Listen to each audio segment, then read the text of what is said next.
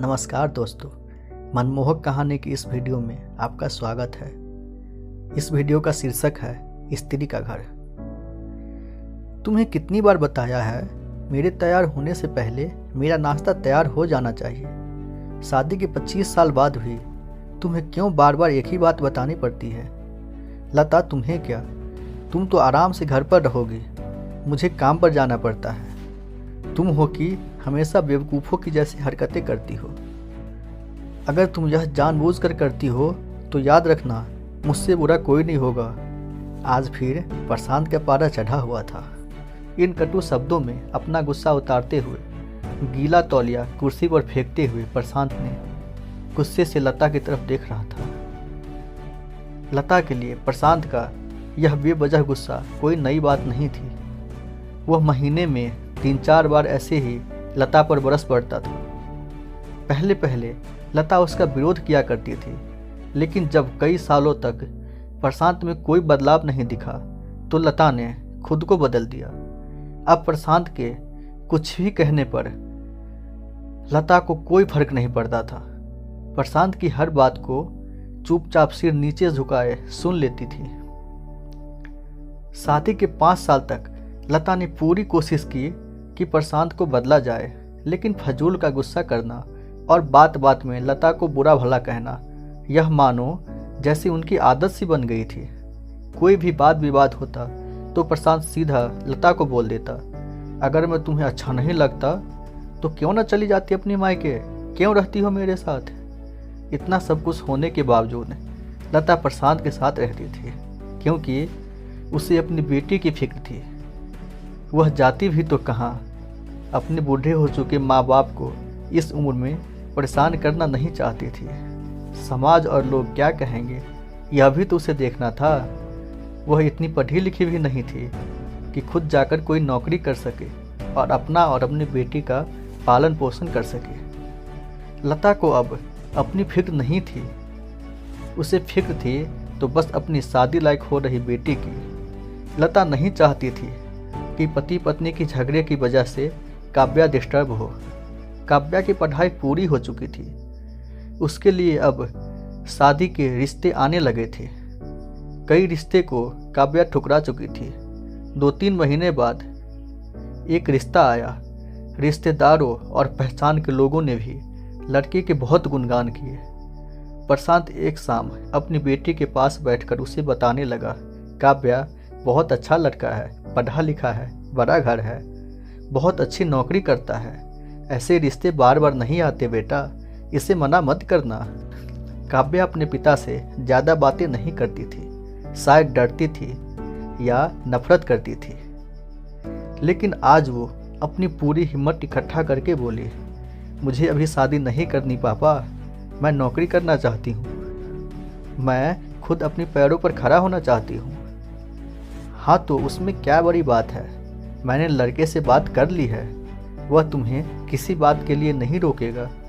तुम शादी के बाद भी नौकरी कर सकोगी, वह तुम्हें नौकरी के लिए परमिशन दे देगा। प्रशांत बोला, नौकरी करना या ना करना उसकी परमिशन पर क्यों डिपेंड रहेगा पापा? काव्या ने पूछा। मैं कह रहा हूँ ना, तुम्हें किसी भी चीज़ की कोई कमी नहीं रहेगी वहाँ। ऐसे रिश्ते बार बार नहीं आते, इसे ठुकरा मत, बहुत खुश रहोगी तुम वहाँ। प्रशांत बोला, पापा क्या मैं उतना ही खुश रहूँगी जितनी मम्मी इस घर में खुश है? काव्या ने तंज कसते हुए कहा। आज तुम्हारा जबान कुछ ज़्यादा नहीं चल रही?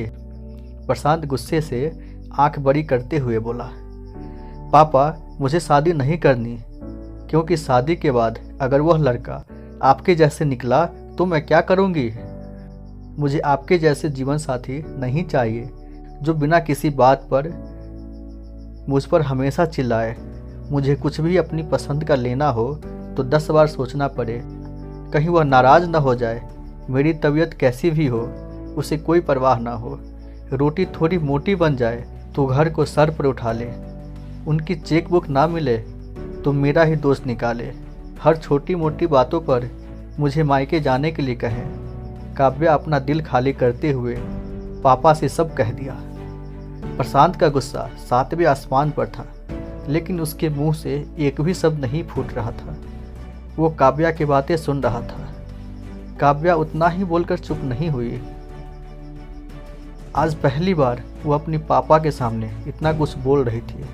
पापा, आपने माँ के साथ हमेशा गलत व्यवहार किया है।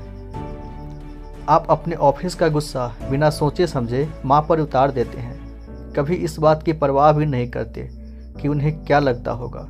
आपकी बातें सुन सुनकर माँ ने अपना स्वाभिमान खो दिया है। प्रशांत आज पहली बार अपने किए बर्तावों को महसूस कर पा रहा था। वो इतना ही बोल पाया, तुम्हें जो मन करता है करो, मैं तो इतना बुरा हूं ना। काव्या ने प्रशांत का हाथ पकड़ा और बोला, पापा, मुझे सिर्फ एक सवाल का जवाब दे दो। क्या आप चाहते हैं मेरे पति आपके जैसा हो? अगर आपका जवाब हाँ है तो कर दीजिए मेरी रिश्ता आज ही, और ना है तो मुझे आत्मनिर्भर बनने दीजिए पापा। प्रशांत कुछ भी न बोल पाया और वहाँ से चुपचाप बाहर चला गया। आज उसे लता के सामने जाने में शर्म आ रही थी। चलते चलते उसकी आंखों से आंसू बह रहे थे। प्रशांत ने आज से अपने आप को बदलने का निश्चय किया। अगले दिन से लता ने अपने पति में बदलाव देखा। वह सोचने लगी कि जो हिम्मत काव्या ने दिखाई, वो हिम्मत अगर मैं दिखा देती तो शायद आज परिस्थिति कुछ और होती।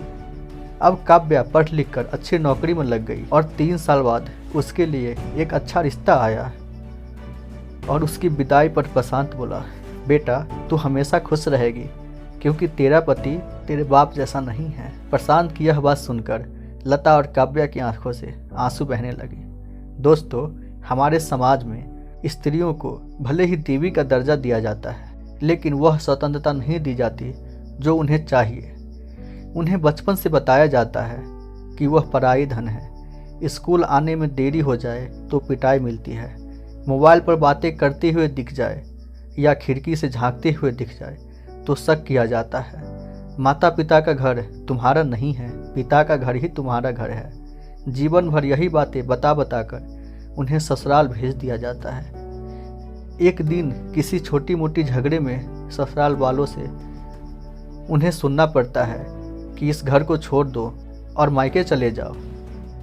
दोस्तों, अब आप ही बताओ, ऐसी स्त्री का सच्चा घर कौन है? आखिर वह किस घर को अपना कहे? दोस्तों, आज की कहानी में बस इतना ही। आपको कैसा लगा? अपनी प्रतिक्रिया कमेंट बॉक्स में अवश्य दें और चैनल को सब्सक्राइब कर लीजिए।